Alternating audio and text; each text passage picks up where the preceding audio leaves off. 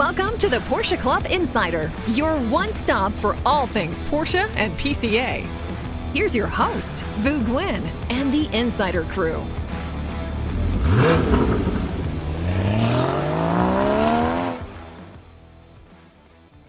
Welcome, everyone, to the Porsche Club Insider podcast. Glen is not here, as you can see. He is, I'm not going to say he's out on assignment. He's being a dance dad right now with his son, who's very talented, and I'm sure he'll talk about it when he comes back.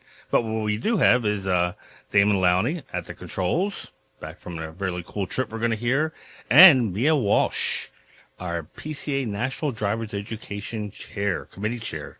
Yeah. Hello.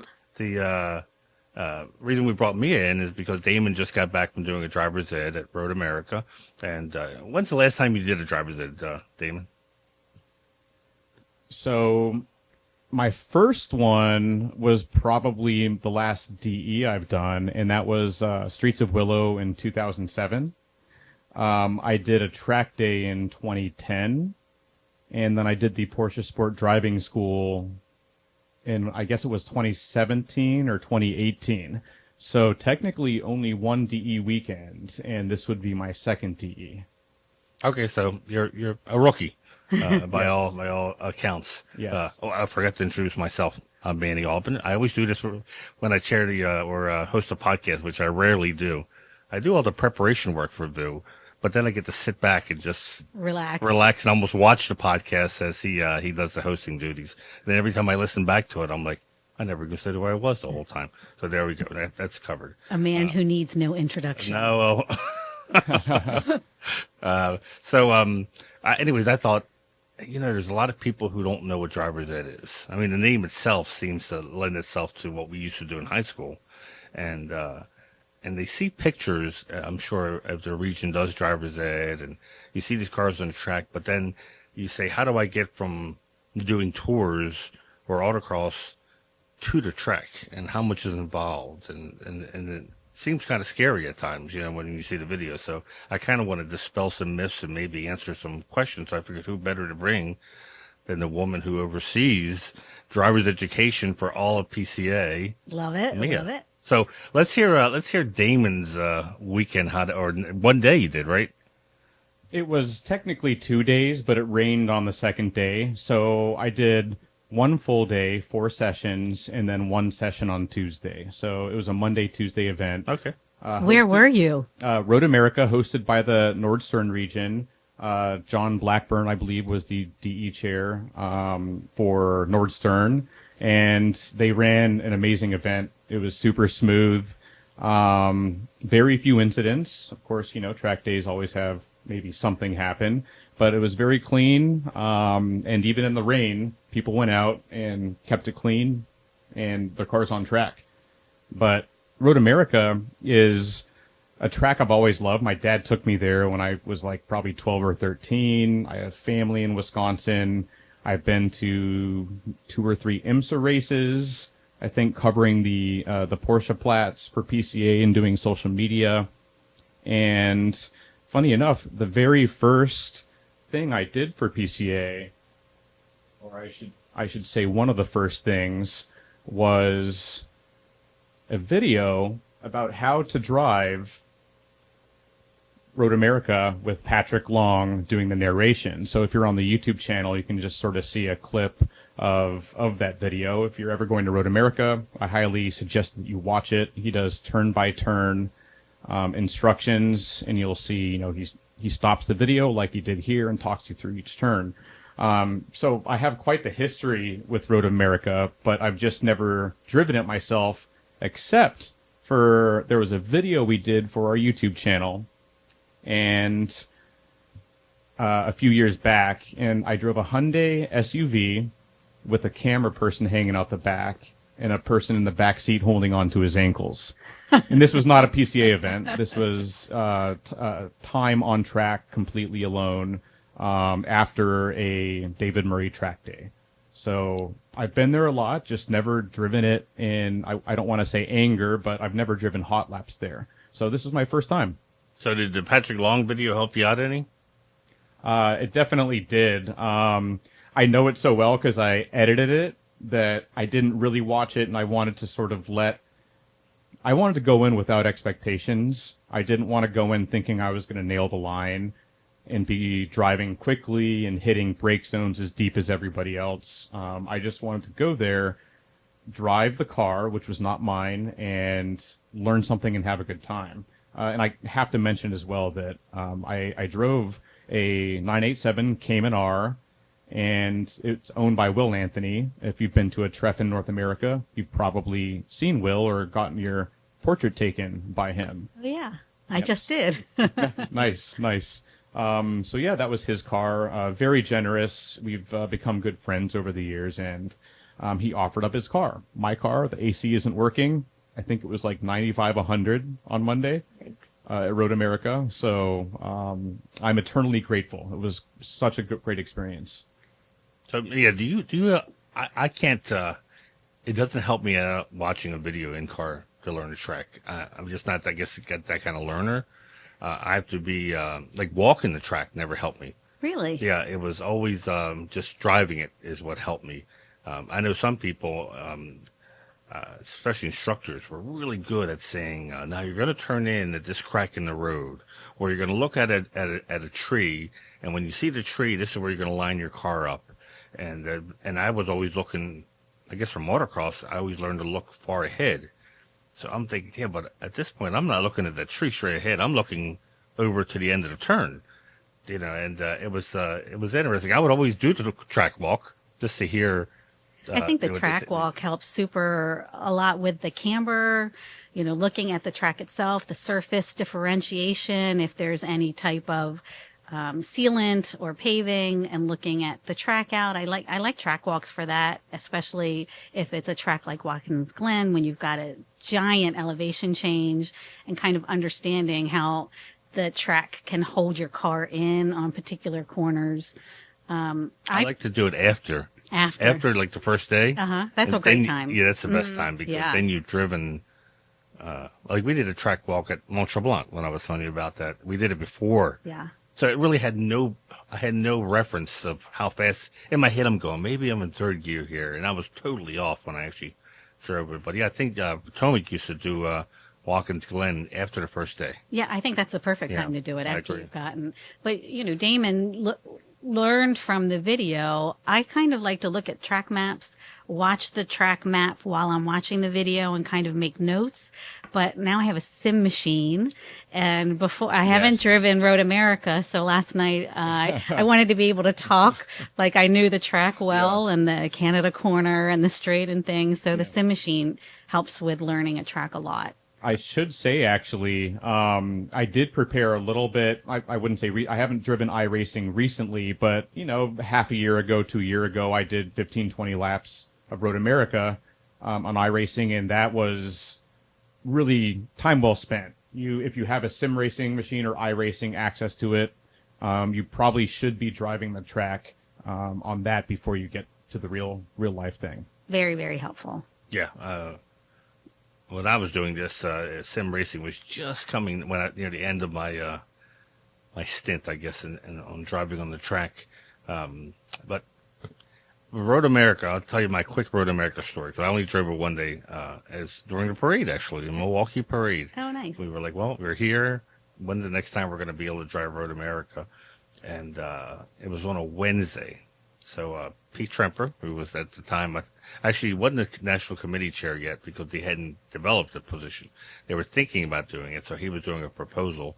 And so we go up there, and I tell him, I go, sign up for the fastest run group, because it's just going to be parade people there. It's not going to be the locals, because it's a Wednesday. Who goes to do a driver's ed on a Wednesday? And so we sign up for the fastest run group. And we're there at the driver's meeting, which was entertaining in itself, because there were no standards back then. So the passing was a whole different way. They did passing in Wisconsin was different than we did it on the East Coast. And so there was a lot of questions, and you can imagine being a parade. You have people from all around the country there who also had their own way of doing passing. But we got past that, and I'm looking around to see who's in the red group. Who do we sign up for? And lo and behold, the following weekend was going to be LMS weekend. So it was the racers group and the Flying Lizards team was there, and they signed up also for our driver's ed. And they were in the fast group, I'm guessing. Yeah. Yes. So I'm seeing these RSRs, and I'm like, oh my God, we made a big mistake. Did you drop down? No, so we went up to them, and it was only like 7 of us in this group. And we went up, we said, listen, we're going to start in the back. When you catch up to pass us, When? we're going to put our hands out the window, and we're not going to try to race you or anything. Just get by. We don't want to hold you guys up. And they were like, oh, we appreciate that, Right. And but that track was so big that in 25 minutes, I think the 25-minute sessions, they never caught us. Oh, really? But we were driving every corner. I remember looking in the mirror, going, any second now, they're going to be just coming up like a missile. But that's how big that track is. It's it's a track that I always tell people, whenever you ask at the Porsche plots, you ask the drivers, what's their favorite track to drive in the U.S.? 99% of the time they say Road America because it reminds them of the Nordschleife, they said. The green hell. It's and I thought, that's that track. It feels like it's from a different era, and it is. It is. Oh yeah. It's, and I think it's 4.2 miles, or in that it's over 4 miles. Yeah. 14 turns and high speed. This is a very fast track, for sure. For the drivers there, the famous kink. The chicane. Yeah, where everyone wrecks. Yeah. Ping pongs on the. They have jersey wall basically. I think on both sides, so it's not a good thing when you wreck. But for the drivers there, at least they had a pylon set up that forced you to enter in the right angle. Were you guys running the chicane for that one? So the kink, it comes after the carousel. I wouldn't quite call it a chicane, but it's just very, you want to be on maintenance throttle or progressively getting onto the throttle before you really even make your turn in. At least, as a beginner like me, I'm not going to be trail braking into the kink. But basically, it's about halfway through the course, and the carousel is a pretty open sweeper that tightens up a little bit, so you're going pretty quick when you come out of there, 4th gear, in a Cayman R at least.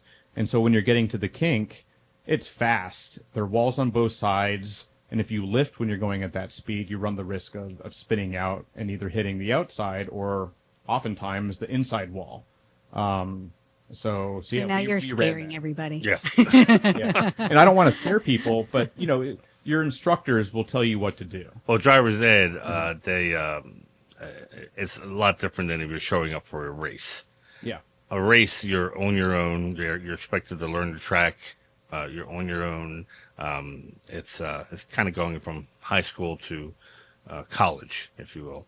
And like I said before, when we did the driver's ed, they put the cones there because they wanted to protect everyone. They want to make sure, hey, you may be first time here, but you're not going to make the mistake of a first timer and enter this turn the wrong way. So we're going to force you to enter the turn the right way. I should mention this DE was not open to complete novices. You had to have a little bit of experience. So that I barely qualified, I think, and I did have enough. But I'm guessing a DE that had novices there, they might have done things a little bit differently with regards to that. Well, any novices that come to a PCA event will have an instructor in the right-hand seat with them to guide them through all of those things that might come up. Braking zones, when to turn in, where to keep your eyes, and all of those things. So you will have someone in the right-hand seat instructing you. So someone who's seeing all these ads, because if you go to PCA events on the national webpage, I would say 90% of the events are driver's education events. I've been pushing that as far as the marketing goes, yes. Nice. And so if you haven't done it, and you don't have a friend who does it, you're kind of like a little hesitant.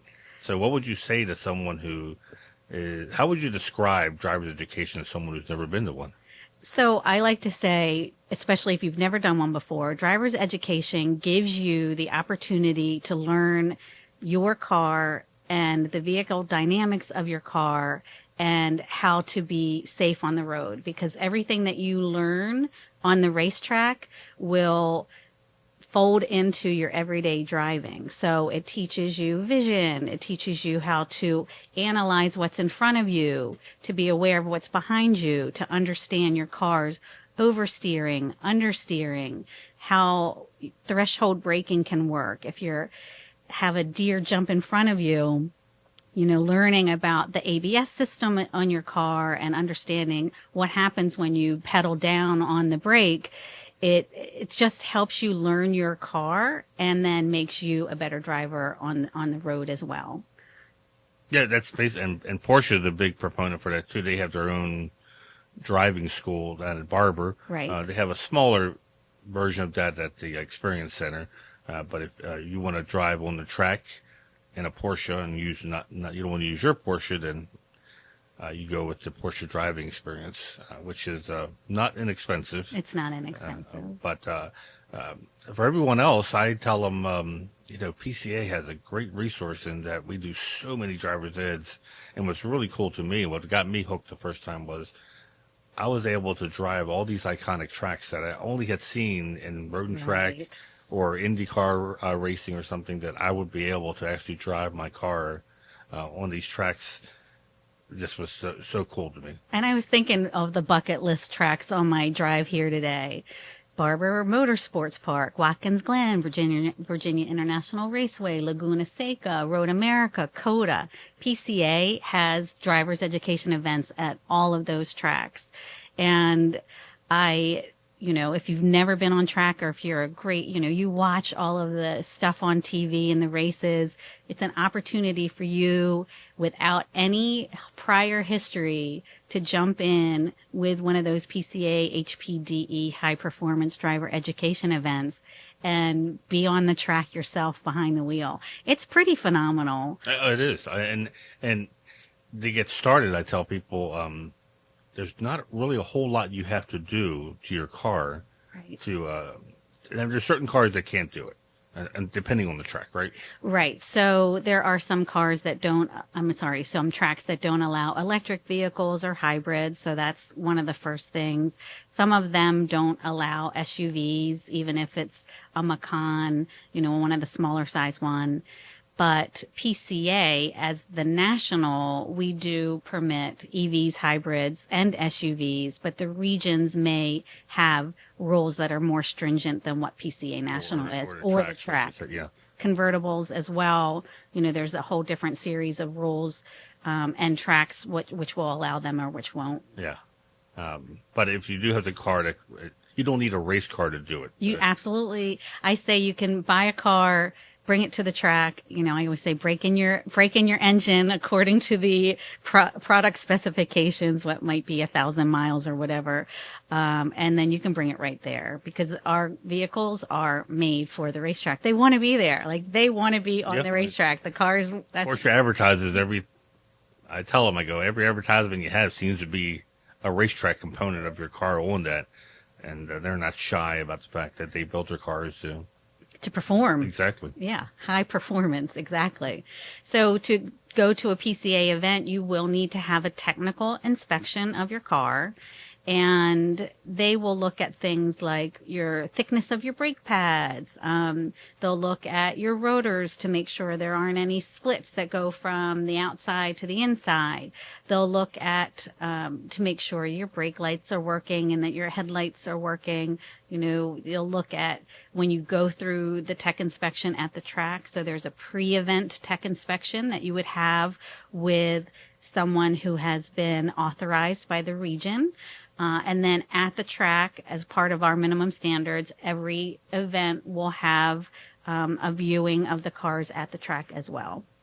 At the track, you're going to be looking for the proper numbers. They don't need to be these fancy dancy numbers. You can use blue painter's tape. You can use the drawing things that the high school, polish, yeah. the high school graduates write on the back of their windows on. And this is actually, if you're on YouTube, this is the kind of sticker number that the owner of the car I drove, Will Anthony, had. So magnets, I don't know if magnets work on track. They might fall off. No, they do. They'll put a magnet on. They might secure it with a little painter's tape. Oh, and actually, he's using a sticker because I forgot. You need Is to check to make sure your door isn't aluminum I like was it going is to on say the he has K&R. aluminum doors Yeah. that won't stick. So that's something to keep in mind. You also have to clear your car out to make sure there's nothing flying around, especially when you're hitting a hard braking zone. You take your floor mats out. You don't need a harness. So you do not need a harness. 3-point belts work really well. I find that people who progress through and maybe, they're 2 seasons in, they might start making some safety adjustments to their car. I had an '07, I had an '07, but an '09 Cayman that I drove until about 2012 and then started putting in the harnesses, roll bar. I did a little work on my braking system, but that is not at all necessary for a novice driver coming in. It's usually hard to. I'm surprised you waited that long. I know, right? I know. Is that the white Cayman? That's my white Cayman. All right, I'm Yeah. just going to put this on in the background as you guys are talking. People can see a little bit about what that car Right. looks like. I say that was once my Cayman. I put the wing on the back of it, and I put in the harnesses, the roll bar. I put in a motorsport braking system, and I ended up racing it. So I probably actually didn't wait for that long. So I started racing in 2015. Actually, it probably was 2013 that I started doing a lot more modifications to my car, but not necessary at all for an HPDE event. This sport can become so addictive that usually after the first day, and the Concours guys are going to hate me for saying this, but I always compare the Concours, and I say I've never met anyone at a Concours that said, "Please judge me again." But at a driver's ed or autocross, you always hear, "Just give me one more run, and I can improve my time. Just give me one more run. That's all I need on the track." And that's why it's so addictive. So I kind of chuckled when you said you waited 2 years, because my experience with students is by the end of the first day, they're asking about, should I modify this? Should I get this? Should I get this? And you want to kind of temper their enthusiasm to say, hey, learn the car first. Make sure you want to do this. Right. And then we can start looking at modifications. The very first thing I would probably do is make sure that you've got some high boiling point brake fluid in. So that's a super easy thing to make that adjustment better. And then maybe looking at racing brake pads once you start, deciding that this is something that you want to do, because those are low-ish cost items that have a big impact for your ability on the track, right? And I'll talk a little bit about that, because my very first track day in 2007, I had a 944 S2. It comes stock with 4-piston Brembos. I had new pads, new rotors, and a recent brake fluid change. And by the 4th or 5th run, whatever run group I was in, I ended up having my pedal go to the floor at the carousel at Streets of Willow. Didn't go off track. My instructor was there, and he told me to go out on the next lap and be really smooth, which slowed me down. And after that happened with my brake pedal, when we got back to the pits, he told me the reason why he wanted me to be smooth is because he thought he felt that my brakes weren't doing as well as they were on the previous run.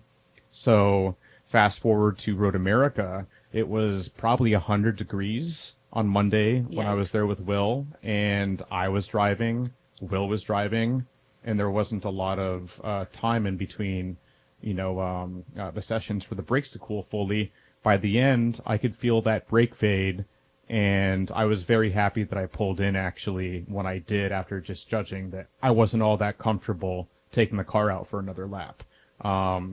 It's one of those things, too. You never know. You might have a small air bubble in your brake system that doesn't really rear its head until the fluid gets to a certain temperature. Or maybe the fluid should have been changed right before that event. So anyway, just my 2 cents on that. What year was that? What year was that when you did that? 2007 for the 944 S2. So that was... I had Super Blue, .4.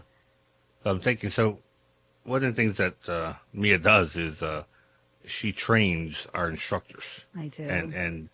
And what's great about it is that there's standards. So much like McDonald's being the same, whether California or Baltimore, That's what we aim for our instructors. And the reason I asked Damon that was because there's certain things now that they train instructors on, because you could really experience polar opposite instructors of what they were teaching too. A lot of times when you went to driver's ed, so this kind of like standardized the driver's eds.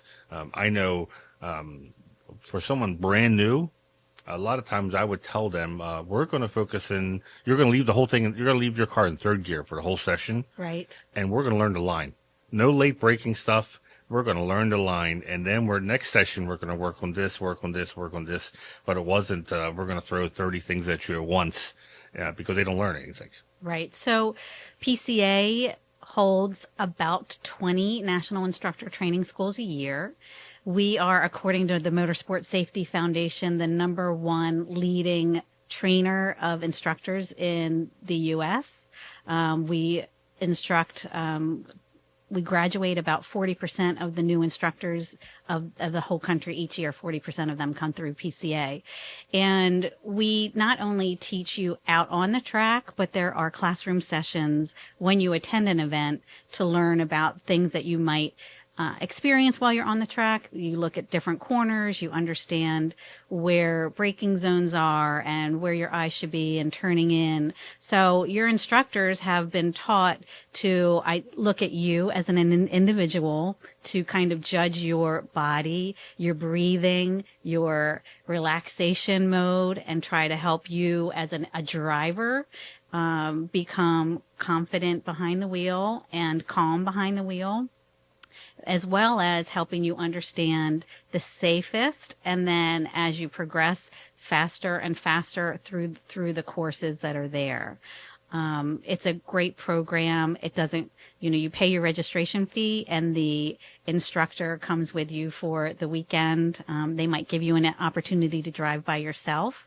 It's called going solo. A lot of times they'll be watching you, and I always say, make me proud. You're going solo. And then I always hop back in the car with them to hear the next time out, what did you learn going by yourself? And, because sometimes they might gain a little bit more confidence or not having someone talking in their ear all the time.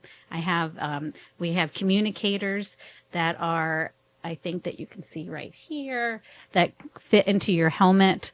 And so even though the windows may be down or you may be driving fast, the communication system fits into your ear. So you have two-way communication with your instructor. And so that's key. First, two things that I think is very cool that we still have an instructor in the right seat. Mm-hmm. Because I know my friends from the Porsche Sport Driving School think we're crazy, because they don't do that. They have radios, mm-hmm. and they do lead follow, and they'll judge you from corners and tell you if you're entering wrong. But there's no one in the right seat giving you immediate feedback on what you're doing great and what you're doing not so great. And the fact that we do have someone in there. I know I was an instructor, I don't know, for 10 years or something, and I never felt scared or anything, because they tell you the instructor controls the situation. And so I thought that was very much true.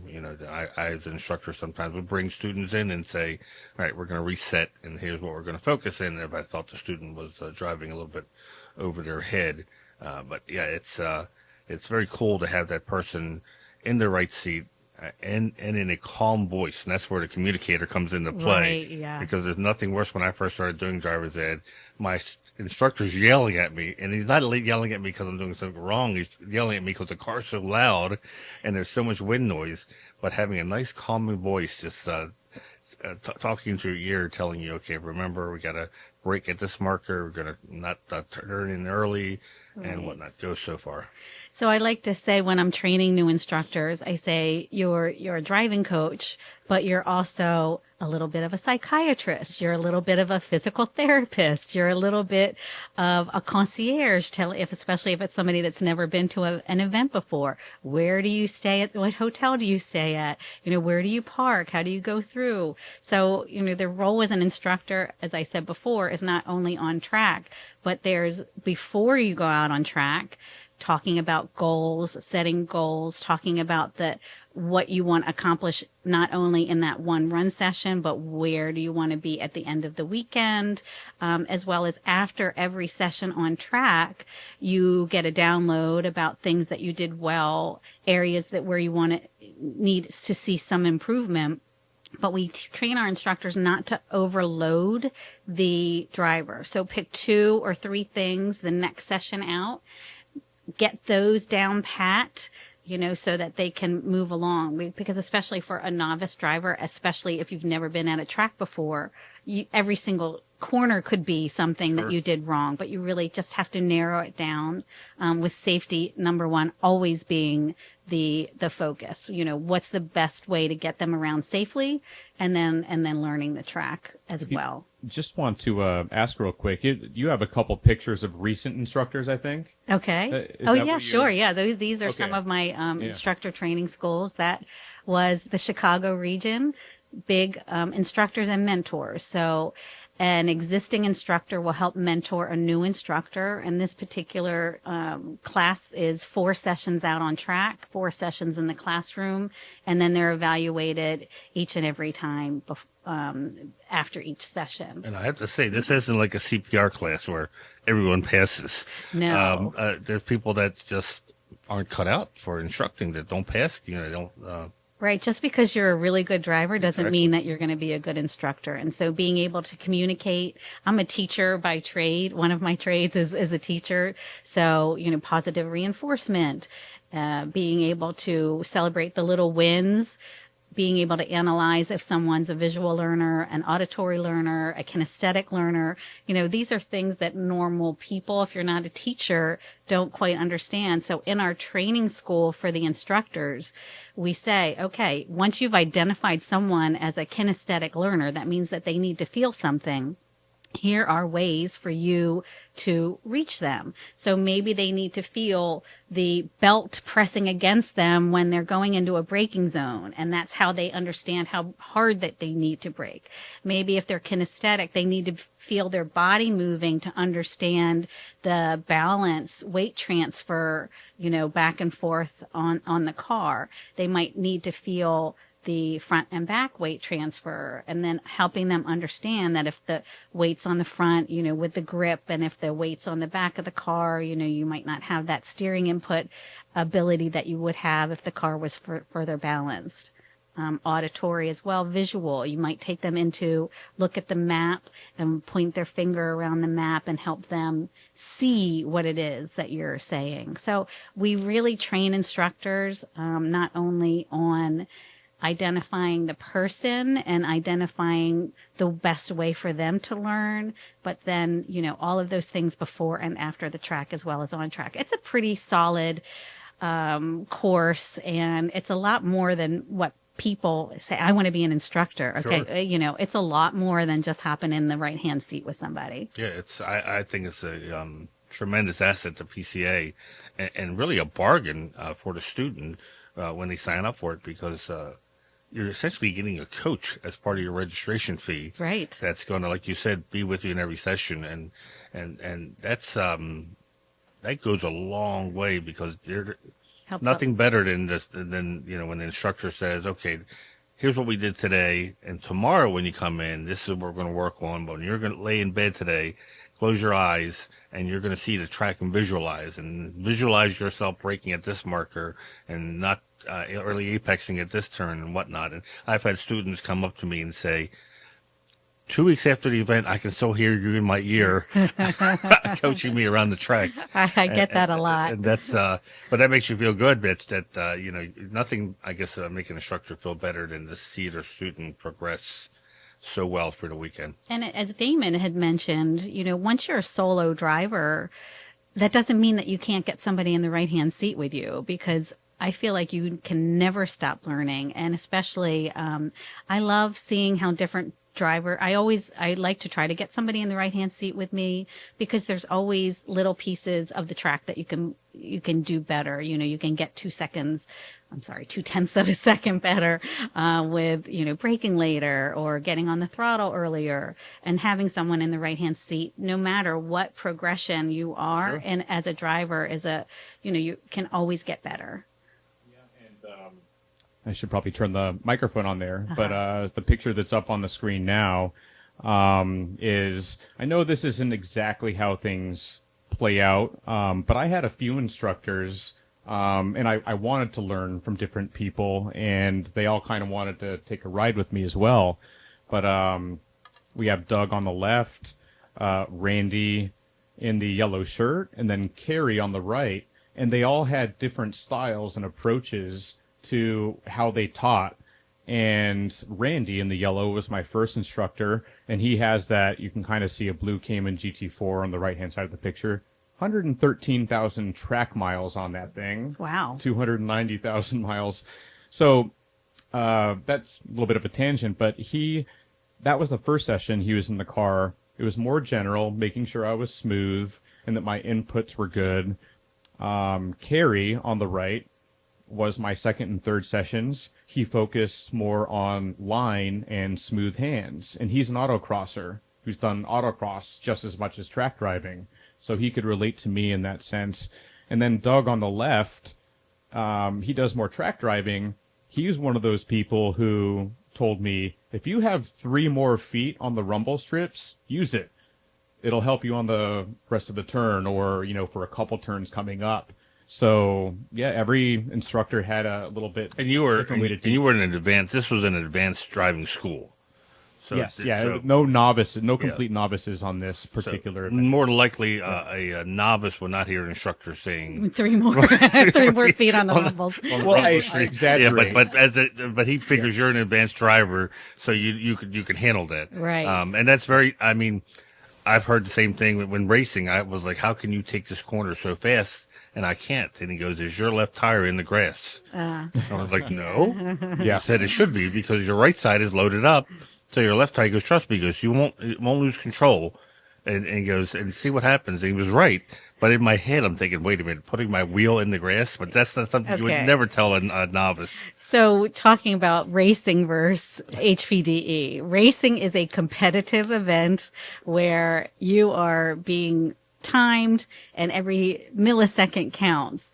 HPDE is a non-competitive event. So I like saying you can go as quickly or as slowly unless, it's too slow on the racetrack. We have a system that allows you to give point buys to any car that's coming up behind you. So if you are not comfortable going as fast as the people behind you, then you let them pass behind and let them pass around you. And so I want to make that very, very clear. We are not pushing you to go the fastest that you can possibly go. It's at your own comfort level. And the instructor's comfort level, because the instructor will also throttle back the person and say, right, hey, we're not going faster than this speed on the straightaway. Right. Because people show up in Turbo S's that can go very fast on the straightaway. They do, but they then have to realize the straightaway ends in a corner. So you got to brake and make that corner. So our job as instructors is to keep you safe and keep the car on the track. But the passing signals, that's all taught ahead of time of what's expected, and nobody ever passes unless there's a clear signal on where to pass the person, and it's done in a very safe manner. Very safe manner. Yeah, because there's no positioning chart that's showing who's finished first in driver's. There is no DE champion. You win driver's ed if your car comes back in the same shape as you brought it, then you won driver's ed. We always say that. Yeah, but other than that, it's but you can line up behind certain people if you think you run close to them, but there's always going to be passing going on. And that's actually a lot of fun. The passing piece is a lot of fun. Getting people past you, passing somebody, people who are novice drivers always remember their first pass. Oh my God, I got to pass somebody at this time. Because as your confidence builds, your speed builds. And as these are very progressive events, you might have the same group of people attending 6 events in a row, but you might have new people coming in. So especially in these lowest run groups, you could have somebody that's never been on track before, and you could have somebody that maybe has 10 track days. So there's going to be a variance in driver skill level, but there's also going to be a variance, as you said, in the horsepower of the cars that are out there. But any you could have a 97 base Boxster, a 944 out there with a turbo, and especially in the novice groups, that 83 944, if it's being driven by the right person, will pass the 911. And I can tell you that from experience. When I first started doing that, they talk about a blow to my ego, seeing a 944, regular 83 944 pass me. And my instructor said, now watch what he does and learn why he's faster than you. Right. And, that suddenly hit me, that it's not the car necessarily. It's the driver. Right. Especially, on the straights, they might get by you, but if you're very swift and understanding the corners well and using your car balance and using your throttle application well, then you're going to get by them in the corners without a problem. So let's some quick questions here that I'm sure novices always ask. So we determined that you don't have to do anything special to your car other than get it tech inspected, and that's going to be brake fluid is your key thing. Probably the number one thing. I know most people who drive street cars probably never touch their brake fluid. Let's face it. There's probably fluid in there. I know Don just did his first driver's ed with his Corvette. Yes, and we couldn't emphasize enough to him that he had to change the brake fluid. Right. In fact, Mike Levitas was here for the podcast, and Mike even instilled to him. He said the oil isn't as important as changing that brake fluid because you're going to give your brakes and he workout. did change the brake fluid. And he went to the track, and guess what? He's actually getting new pads and rotors. There you that go. Track day. Didn't I say that? Those are the first two changes for sure. Helmet. You need a helmet. Okay, yeah. So there are very different levels of helmets that are out there. This was a birthday / Christmas present. This is a carbon fiber one. Very, very, very light. I'm a little person. And sometimes a heavier helmet really weighs on me, especially with the G-forces.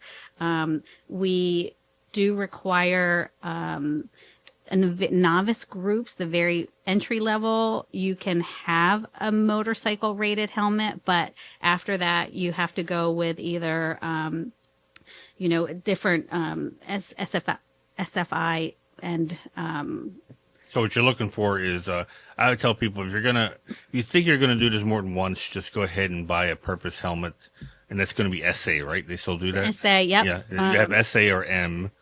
M's the motorcycle. The SA. So you have SA, and then you have the ratings, right? The Yep. year. So the years are inside. We allow them for a 10-year period. We're very specific about that in our rules. And there are many of the regions out there have loaner pools of helmets. So that's something to ask a region. They might have 10 helmets out there for novices to use. But there are organizations like one of our sponsors, OG Racing, rents helmets. So if you're not sure that that's something that you want to make an investment in, you can get a decent helmet for $300. This one was more than that. But again, this is Stilo, Bella Marca Italiana. I'm wondering, I'm looking at the helmet. What are those things on the back, on the side, sort of? Okay, so these are connections for something called a head and neck constraint device. If you have harnesses, they could be 5, 6, or 7 point harnesses. PCA requires you to have a neck and head restraint device. And what it does is it attaches to those clips on the back of the helmet, and the harnesses go over these shoulder braces here, and it keeps your head from snapping forward in a hard braking zone. And so, if you have harnesses, this is a requirement, and it just keeps your head from going forward when you're going into a braking zone, or God forbid, if you're in some kind of incident at all. There are different brands of head and neck restraints. There's I have a Stand 21. Again, because I had experienced so much a little bit of pain from the weight of the helmet and the Hans device. I went with another lightweight one. This is from Stand 21, but there are a bunch of different other manufacturers out there that make the head and neck restraint devices. So that's something that isn't required If you are just starting out, you just need the Right. helmet. It's only required if you have a 5, 6, 7 point harness system. But don't be one of those people that take your stock seats and then put a harness and expect to be able to. Right. I guess even further than that, we have something called equal restraints too, right? So if you decide that this is something that you want to move forward with and you're looking for safety for yourself, you put the harnesses on your seat, and an instructor is not allowed to get into that car unless both you and he or she have the same restraint system. So it doesn't need to be the same brand, and it actually doesn't need to be the same points. So you could have a 7 point on your side, and they could have 5, 6, or 7 on the other side. So they're considered equal, but you can't have a full system with the harnesses and have your instructor with the 3 point. Yeah, it's usually rare for a novice to show up with a full harness system. In fact, sometimes that would worry me if I would see a green student with the full novice, unless they were borrowing the car from somebody. But as the novice, the helmet's the thing you need. What about, we saw you in the driving suit. Right. Is that something that's required? So it is not required for any car. There are some new rules, like Virginia International Raceway has a new rule that if you have the harnesses and the roll bar in your car, then you need to run with a driving suit. Oh, okay. And that's new in 2025. There are a lot of drivers that do but you look super cool if you are a beginner driver and you've got a driving suit on. But many different levels of driving suits, you do not need to do that. Every region will have its own rules. Some require just long pants. Some require long pants and a long sleeve shirt. Some don't require that at all. So every region has its own requirements. I always like to say wear natural fiber clothing. So a nice linen pant, those doctor's clothing, some of those are all cotton that they wear. A shirt, I might walk around in the paddock in a regular t-shirt, but I have a long sleeved full cotton shirt that if I'm hopping in and instructing, that I'll put that on. But it's up to the individual region on what those requirements are. And I'm going to reach over and grab some shoes. So the requirements in PCA national standards is that you have to have a flexible sole. So you can't have hiking shoes or something with a big tread on them. I saw in Damon's picture that somebody had like Dockers on, and that's a flexible sole, and that's totally fine as well. I have 2 different examples of this one is rated for club racing because it's completely fireproof or resistant. I don't know what the exact term is. I like an ankle boot because it gives my feet more control on the pedals, especially if you have a manual and you're using your clutch and doing heel toe, which, if you don't know what that means, you have to match when you're downshifting to be able to bring the revs of your engine up so it's not too much of a jolt for your engine when you're downshifting. But this is not a fire rated one. This is chicane shoe. It's actually, they were just bought by Livery, and that it's a flexible sole. So you can really feel the pedals, feel your toes to give you a lot more control over the pedals there. I have not required it as well, but driving gloves, I think, are really super important because you are, especially if you've never done it before, you're going to be nervous. You might be sweating a little bit, and a driving glove gets you the extra grip on the steering wheel. If you are used at an event that's giving passing signals out the window, a nice bright driving glove will help the people behind you see the passing signal a little bit better. These, all kinds of different manufacturers sell them for driving, and you can get a pair for under $90 or so, and they can go up, just like in any sport, there are wide ranges of prices. They can go up to $300 or $400 for a driving glove. It's all stuff probably, if you get hooked on this, you're going to start buying as much as people may say you don't have to buy them. You see the shoes a lot at the track. Yes. Because you find out, like you said, it is a lot easier than wearing your regular sneakers, if you will, to heel and toe or anything with any kind of footwork in the car. Well, being a good driver, you have to be one with the car. You have to feel the car, and these little things, especially on the pedals and your hands, like being confident in feeling everything that the car's doing, helps you adjust your driving to become a better driver.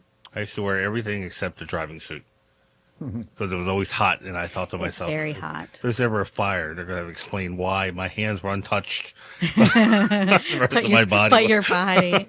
So the tires, for someone who's just thinking about doing this. Right. Do they need to go out and buy race tires or? Again, especially the novices coming out, your street tires will get you around the track in a safe environment.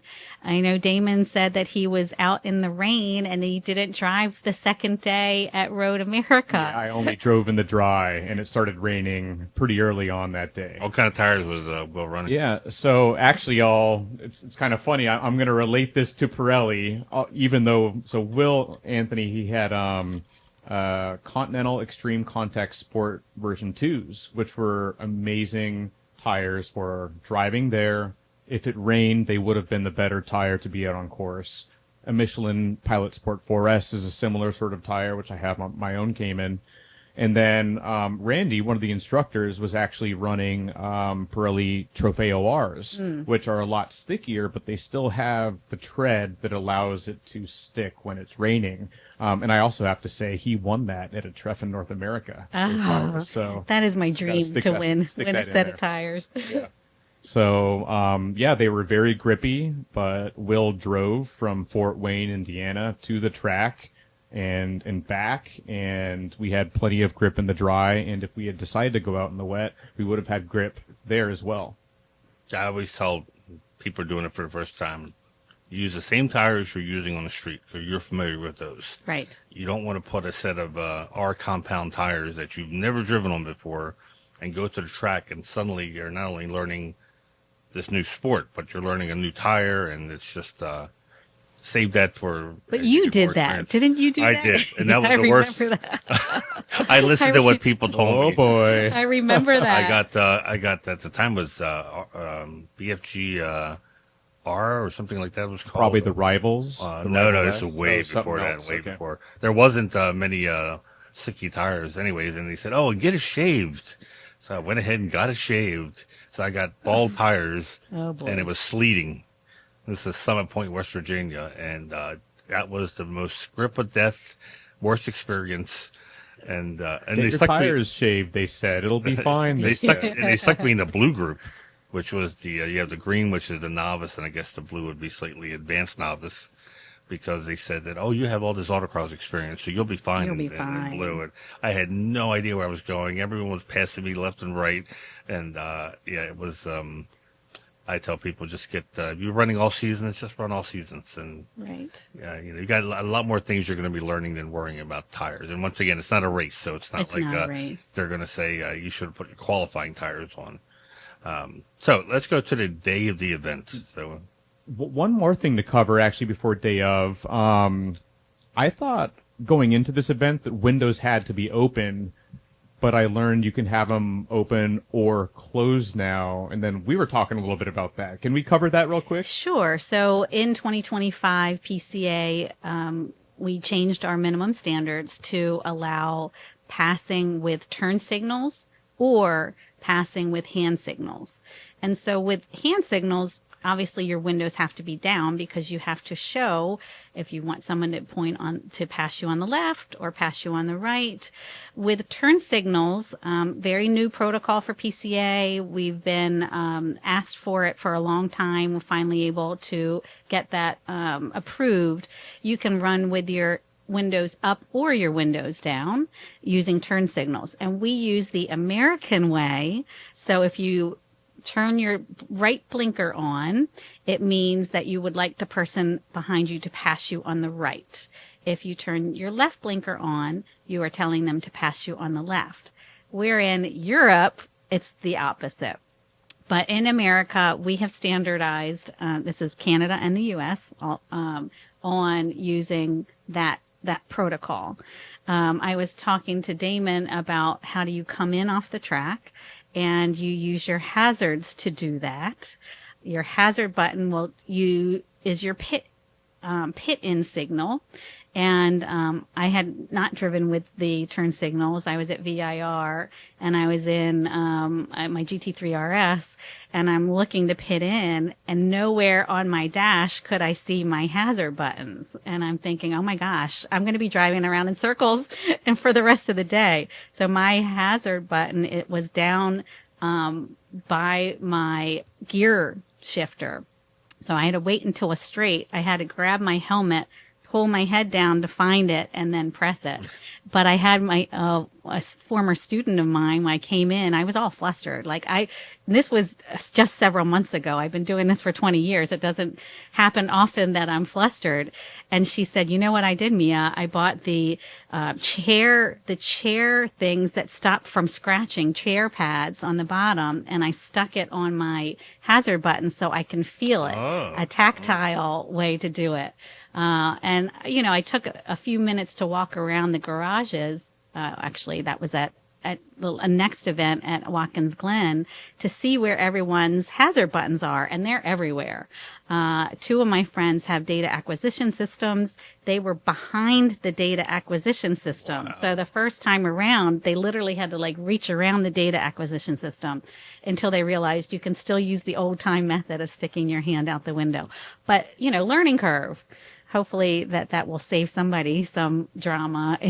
So if it's raining, can they switch the rules and say, okay, we're no longer using hand signals. It's going to be raining, so we'll have windows up and we'll use turn signals? Yes, so they have to have a little driver's meeting about that, and everyone will switch to the new protocol. Not only just for raining, but extreme heat.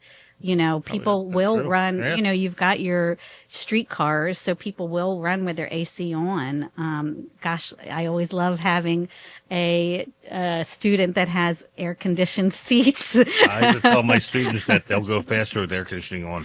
Yeah.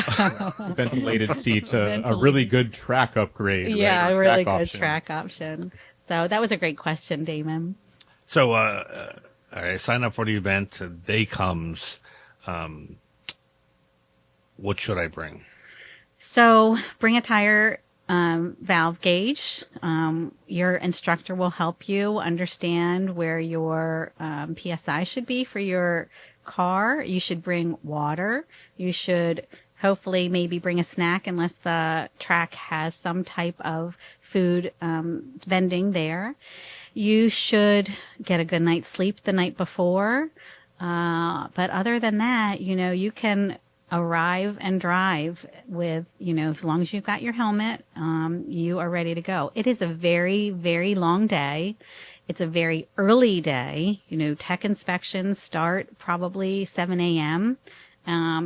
I like to sleep near the track the night before if I'm a long way away. I'm not a good morning person. I'm actually a really grumpy morning person. So getting a good night's sleep. Try not to stress the night before. Everyone has nervousness and anxiety. Every single person does on your first day of the track. But try to understand that people are there to keep you safe and to help you learn. And, the bottom line is to have fun in your car and learning about your car and its abilities. And its abilities are going to be way greater than your own abilities, is the best part about it. So you're going to leave at the end of the day with a lot of high fives and smiles. I always tell people, hopefully you have friends that are doing this or other people. Mm-hmm. If you Google a track day checklist or driver's day checklist, what to bring, you're going to have a lot of hits that people have. I think Potomac even has one on there, what to bring. And it can be a long list, like your whole car will be packed with stuff. So you can pick and choose what you think you'll need. If it's going to rain, I always tell people, bring a plastic tote or something you can put, you have to empty your car out. Right. So you want to make sure that stuff doesn't get wet while you're on the track. A raincoat, like you said, a chair.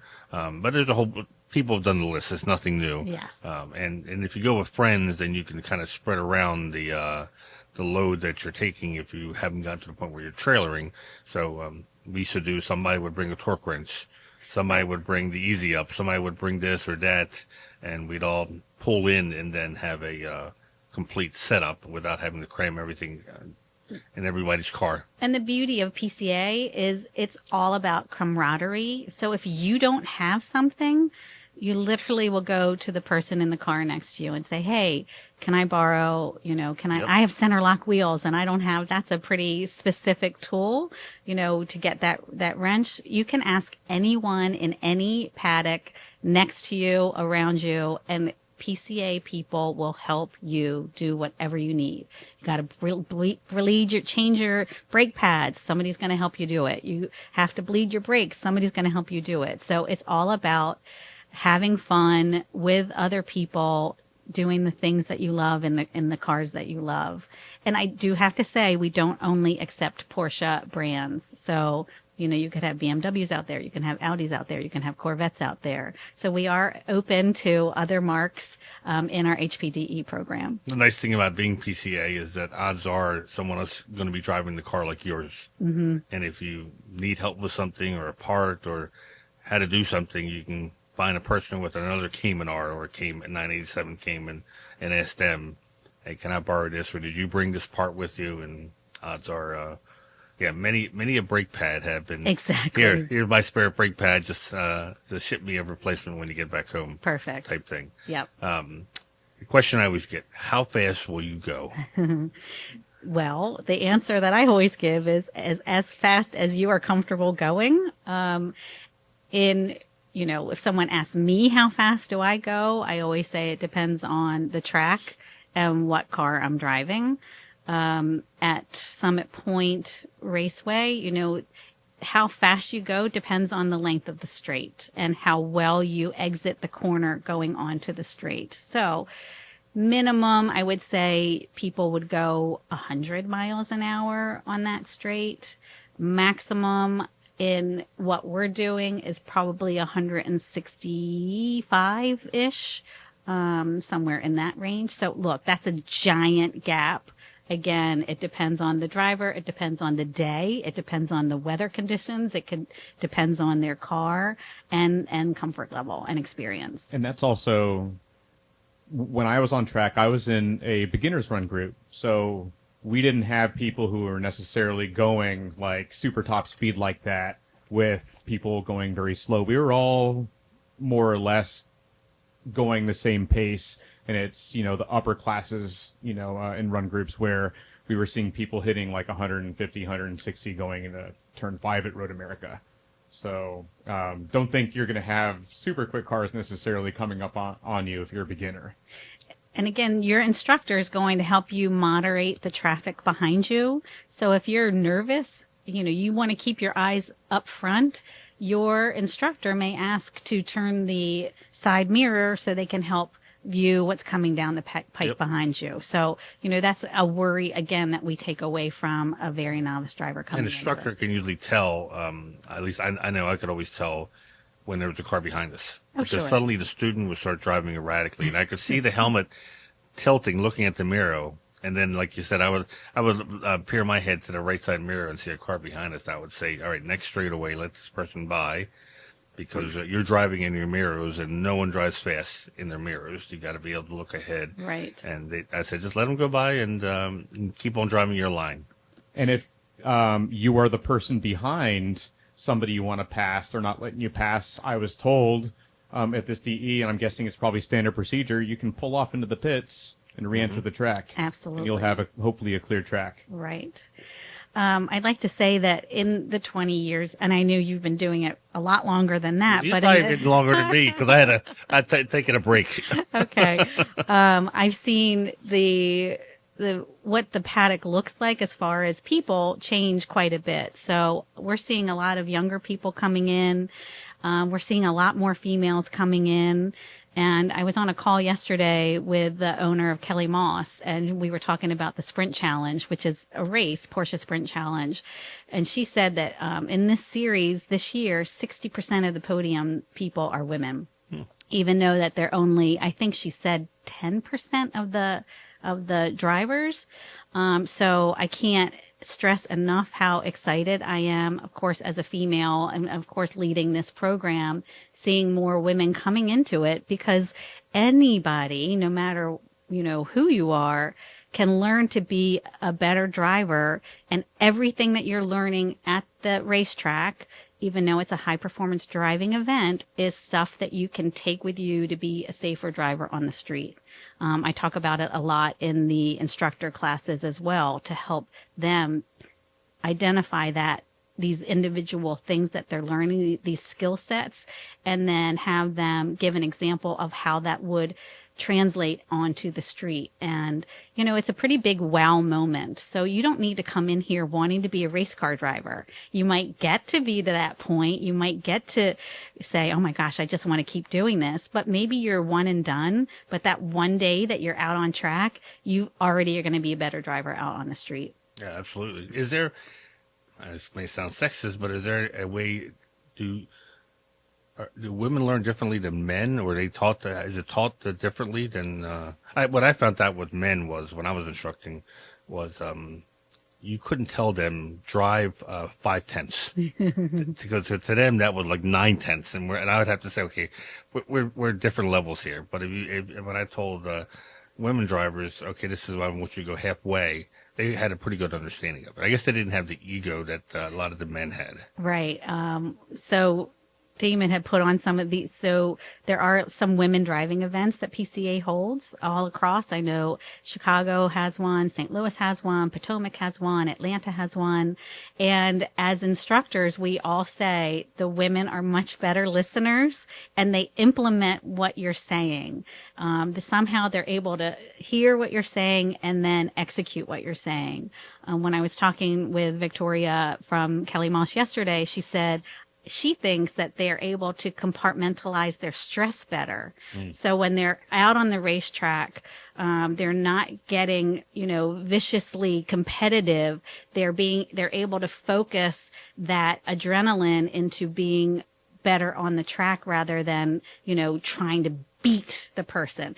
It was a very interesting conversation I had with Lynn St. James and Victoria Thomas yesterday about women out on the track. But I also knew from club racing that when the helmet's on, you don't know who's behind you. I don't know if the person in front of me is Yeah, a woman or a exactly. man. All I know is they're in front of me. Right. And I'm behind, so I got to work to pass them. Yeah. It never mattered who exactly was driving. Right. But yeah, it's something that's obviously meant for both men and women. And we encourage both of them to come out and Sure. and become better drivers. Then the young people is what I'm so excited about, because PCA started doing the teen survival schools. And so we have a dozen or so a year.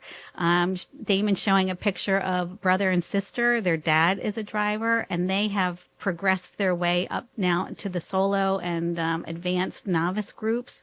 And these are, 20-year-olds, 18-year-olds. You have to be 18 to drive with PCA, who are coming out with their parents and excelling, like really, really doing well out there. So I love seeing the age variance as well out in the paddocks.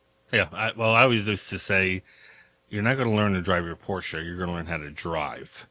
So I would say, give a story about how I would take my 6,000-pound Suburban around an on-ramp, and some kid in the Honda Civic would be looking in his mirror as I was coming barreling down in his Suburban, because I understood how to take an on-ramp. Mm-hmm. And that's something that PCA driver's ed teaches you. Yeah. To me, it's a tremendous bargain. All right, let's finish up some of these questions. Okay. We covered passing people. You will pass people. Yep. That is a high in itself. First time I did it, I was just so psyched. I remember my instructor saying, "Now calm down, get back online," because I couldn't believe I was passing a car on a racetrack. To me, it was like the greatest thing in the world. Will someone ride with me? Yes. Yes. An instructor, at least with PCA. Correct. Can't guarantee other schools, but with PCA, an instructor will ride with you. What happens if something goes wrong on the track? So sometimes there could be a mechanical incident. There could be something that drops on the surface. There is certainly the possibility that something can happen. We do recommend that there are flagging stations that communicate with you, and you will learn about what the different flags mean. And so if there's something on the surface, there may be, there might be a waving yellow flag or a standing yellow flag. But we communicate with the corner workers to teach us about it.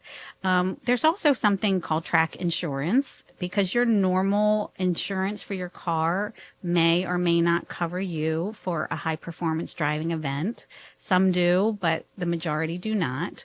So PCA has sponsors like Hegarty and Lockton, who sell track insurance. You can buy it for a single event. You can buy it for a whole season if you're going to be doing a lot of driving, and you discuss with them what your, what your coverage can be.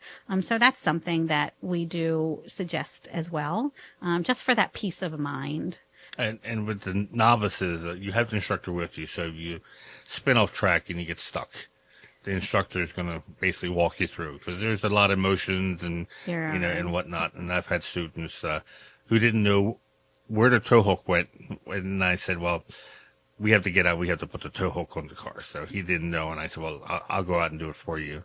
But it's always tell people it's good to become familiar. Number one, that you have your tow hook with you, and that you know how to install it. Which is, once you see it, you realize how simple it is. But it's just small stuff like that. But once again, the instructor is with you as a novice, so they're not going to sit back and say, "Well, it's all up to you now. I'm not doing anything." They're going to want to help. And that you tow hook will be addressed in the tech inspection as well. Mm-hmm. So it's I'm going to say it's rare that stuff happens. It's very uncommon. Yeah. I know my 500 track days. It's I can count on one hand how many times I actually left the track surface. So it's it's super rare. And once again, when you have an instructor is going to do his best or her best to make sure that nothing unexpected happens. Classroom instruction. Okay. There is classroom instruction in every level of driver. So as a beginner driver, you're going to learn the basics, turn-in points, adjusting your braking, learning about the track, helping you understand your car itself, and balancing. As you progress through, it gets a little bit more intense about what you're learning. Like, how do you get that extra 0.2 of a second? Or, here's a passing scenario. What went wrong? When you're analyzing some data of stuff that's happened on the track. And it's a really big, important piece of the program. And there is a curriculum. Every region does it a little bit differently, but you are required to attend classes, especially in the novice area. A lot of times they'll give you a coin, a little chip that if you don't attend the class, then you're going to be delayed going out. So it's a way to ensure attendance, because it's really important. Plus, you get to meet and learn the other people. You might know their cars, but you don't know their faces. So it gives you a little bit more commonality with the people with whom you're driving, and build those relationships with the people, because you're doing something that could be dangerous on track, and it's really good to know who it is that you're on track with. It's almost like in school, the class of 2025, as they progress through the school, that's how driver's ed is. So whatever group you are in the green group, odds are the same people are going to be when you go to the next level, then the next level, and pretty soon you're all going to be instructors at some point. Exactly. Remember when you all were just green students. So, you get to know how certain people drive and what cars they're in. It's a part of the camaraderie. It is, absolutely. What if my car breaks down? So if your car breaks down, there are so many people out there that bring single car trailers. A lot of times you might have somebody that volunteers to load it up and take it home to you. I mean, if it breaks down, you'll get it back into the paddock. And and it would be just the normal towing process. Unless it's something that is easily fixable. We have a lot of mechanics that are drivers as well. So oftentimes we'll say, hey, go grab Sloan, and he'll see if it's something that he can fix right then and there. And a lot of times they are able to address the situation and fix it. And I should also say, I experienced when in 2007 I had the brake fluid boil. Our local mechanic in San Diego, Steve Grosskemper, he was there, bled the brakes before we left the track that evening to go back to the hotel, and I was good to go the next day. Right. And that's what you're going to find every PCA, DE, or track day event. Like, there will be people like that. I always tell people it doesn't hurt to, if you don't have any kind of roadside assistance, to get, I used to have AAA. I had whatever their 200-mile Radius was, because Summit Point was my home track, so that was within the radius. So I knew, I never used it, but I knew if something happened, I was a phone call away to have the car taken back to my mechanic versus wondering what am I going to do in the middle of nowhere. And when we were in the faraway tracks, even that 200-mile gave me enough of a radius where I could get it to a Porsche shop to fix it. But the camaraderie being a Porsche club event, there's a lot of people there that are familiar with the car. And I can't stress that enough. I mean, talk about people that are going to bend over backwards to make sure that your day is not spoiled. I'm going to say it's amazing. Yes, it is. All right. Well, I think we're at the top of the hour. And hopefully, for anyone who's on the fence about doing a driving school with PCA and been a little bit intimidated, hopefully you're excited now and you want to bring your car out on the track and see what it can really do. Right. And I will say that the 4-doors, I know that there's rules for the SUVs, but Panameras come out once in a while. And one of the most fun I ever had was in a Panamera GTS. Wow. Yeah, because I told the student, I said, we probably will not get a lot of respect out there, but just let's see what happens. And by, I think, the second session, people were calling it the 8 headlight car because it was the first car to have the 4 headlights that Porsche now has. And people would see these headlights coming up and they knew that it was this really fast Panamera coming because, it was a V8 GTS. So it was tons of power, but he was also complaining because he was getting 3 miles per gallon. And I said, well, no kidding. I'm like, you're flat out on these straights. That's a good thing. Come with your gas tank full because if you're buying it at the track, it's probably going to be $4 or $5 more. But that's always a good, I always tell people that nothing worse than going home with the same gas that you showed up with. Because that either means it rained and you didn't feel like driving, or you had a mechanical and you weren't able to drive your car. So you don't want to go back home with the same gas you showed up with. Yeah, good point. It's not a good sign. All right, I should have said this earlier on. Thank Pearly for our sponsorship. Of course, we had their hat on here the whole time. Yeah. And they also sponsor the HPDE program. So not only do they sponsor your podcast, but they sponsor my program. Well, it behooved them for us to use their tires so much. Let's make sure they see this particular podcast. Yeah, exactly. There's nothing better to use up tires than a driver's ed. Yeah. And that's really one of the, when people say, does it damage my car? And I always say, if anything, a driver's ed car, I know that car has been looked at very closely. Right. The fluids have all been changed, that it's in really top-notch condition because you don't mess around on the track. You want to make sure you don't say, oh, that's good enough. You don't have to replace it. You replace it. Right. And so you will go through tires as the faster you go. You will go through brake pads. But the engines and transmissions are made for this. And I mean, they want to be out on track. I had almost 200,000 miles of my race car. Wow. It was, and it saw life very close to the red line most of the time. So to me, it was always amazing that Porsche could build something. So yes, thank you. Very reliable. All right, thanks for listening. If you aren't a current PCA member and own a Porsche, what are you waiting for? Be sure to have your VIN handy. And for those who don't currently own a Porsche, check out our test drive program. Just go to www.pca.org. Let's see. We'll also cover. Be sure to head over, same website, www.pca.org, to sign up for PCA's newsletters, performance news, e-brake news, and Mark Fresh, and it's all free to subscribe. In Porsche news, Porsche ran at Watkins Glen. Yet another track you can do in driver's ed. Trying to A lot of regions the, have events at the Glen. The news article. Basically, Porsche did not do well. Boo. Yes, they. I should also say we have the Porsche newsroom site up here, but we had Ryan Kerrigan. There we go. Write something as well, so I'm going to bring that up. Yeah, Porsche finished fourth. I don't know if you watch any of it. As someone who's driven so much at the Glen, just like you have, I always like to see tracks that I've driven to see how the pros do it. Right. And it started raining, and I was lucky because I never had to race in the rain at Watkins Glen. Did driver's eds in the rain, but never raced. And as you expect, they had a lot of carnage as it started to rain, and it was they were still slick tires. Yeah. So. Yeah, it was Porsche still in the lead for the championship in the WeatherTech IMSA GTP championship, but the fourth place finish didn't help them. PC videos. What do we have, Damon? And you know what? I put bike review, but this must have been an old one. Yeah, that was probably a little bit old, but that's okay. We recently came out with. Finally, it's up there on YouTube. I've talked about it, I think, in, probably 4 or 5 different podcasts, but the 2025 Carrera 4 GTST hybrid review. So go check it out.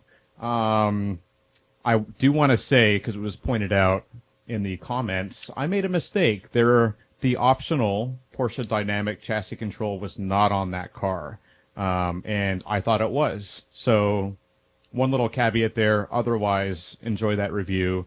I couldn't tell that the car was a hybrid in the sense that if I had to know it was a hybrid before driving it. Sure. To know that. Yep. And I think you felt the same thing, No, right, Manny? 100%. And another comment I read was how they should have let us drive on the track. I would have liked to have had a different track. I don't know about. I think us driving on the street was pretty cool. That's what I wanted to feel what the street that driving car is was. probably Yeah. going to be used for more than track driving. I mean, it can definitely do track driving, but how is that going to help that particular review? Yeah. So No, anyway. I liked driving on the street because events we've gone to where you just drive on the track, you always wonder what it's like kind of to live with this thing. What it's like pulling up to Right. and bumper to bumper traffic, which we experienced. And by the way, the car did just fine. It was, once again, I'm sure people are saying this too much, but you really don't feel that it's a hybrid. And it's a T hybrid, right? Yeah, so it has it has an electric motor on a turbo, or on the turbocharger. There was somebody in the comments who, like, multiple times commented that it was why do they call it a hybrid if the turbocharger is the only thing with an electric motor? The car has an electric motor between the engine and the transmission, so that's why it's a hybrid, even though it doesn't drive on electric power alone. That commenter said that enough times after people told him otherwise. I just want to make sure that they understand that. And if Porsche hadn't called it a hybrid, then everyone would say, how come they're not identifying it as a hybrid? It is a hybrid. Sometimes I feel bad for the Porsche that it can't win no matter what they do. Yeah. Let's see. Upcoming. Is that it for videos? That's all I can remember right now. It's been a long week. Yeah, we're leaving for parade in about a week, and then we got some cool podcast planned, some guests, so they'll come through, and we'll have some great content for you when we get back. Actually, I should say this won't be coming out anytime soon, but I will be filming with Nathan Mers in Oklahoma City a model guide on a Carrera RS 3.0 3-liter. So that should be... It's a very niche model guide. Very niche. Hey, but that's what PCA likes to do. So if you're looking for a 3.0, that'll be the one to watch. Yeah. Upcoming events, like we said, we're going to be at the parade in Oklahoma City, July 6th through the 12th. Registration's closed, so if you're registered for it, we're looking forward to meeting you all. We'll have, on Wednesday, we have the Tech Tactics event. which should be a lot of fun with people from Porsche and PCA technical committee members doing presentations. Yep, and most, if not all of those, I'll be filming. Yep. Good point. So Good we'll point. be releasing them throughout the rest of the year. Yeah, so if you can't make it, just like last year, you'll see these things start to filter out onto our YouTube channel. Works Reunion Monterey is open. Still positions openings in both Judge and Corral. I think Judge had maybe 40 spots left. That's August 15th. And Trepin at Sea, 70th anniversary cruise, starting August 30th to September 6th, is open as well. I think they've cleared over 1,000 PCA members on this cruise that goes to the Northeast and Canada. Yep. Oh, yep. Sim racing. If you don't want to do driver's ed, or if you do driver's ed and you want to learn the track and get a edge on your friends who may not know the track, then sign up for sim racing, where you can not only learn the track but race. And what I like about it is, thanks to the old reset button, any damage is repaired. Disappear. And no tire wear. No, you could wear a helmet, I guess, if you want to wear a helmet while you're doing it for more realism, but you don't need that. Insider swag, go to our PCA web store if you're interested in getting any insider swag.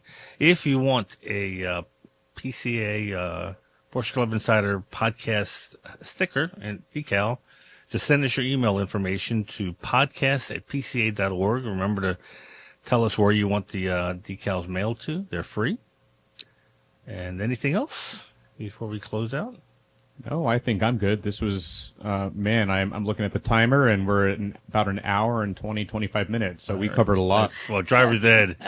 This is part of the camaraderie you can spend in between sessions. We spend more time bench racing and talking about, but that's the fun of what I miss about club racing was the people, and that's why I stuck with just doing PCA driver's eds, because that's where all my friends were, all the people, Without and the people who I wanted to meet were always at driver's ed. Anyways, Mia, thanks for coming on short notice. I'm glad you live nearby, fortunately for us, so we know we can always rely on you. Thanks for listening. Be sure to like, comment, subscribe, and consider sharing our show with fellow Porsche enthusiasts. Until next time, stay safe, and we'll catch you on the road. Bye.